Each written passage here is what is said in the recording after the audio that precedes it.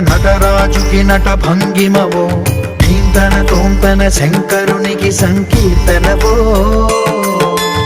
ఈశ్వరుడే అనునిత్యం తనలో తలచుకునే ఓంకారమువో, శివ హృదయం కరిగించే ఆ పంచాక్షరివో. నీ మదిలో మహాదేవుడినే కొలువుంచగా కైలాసమువో, అతని పాదము చంద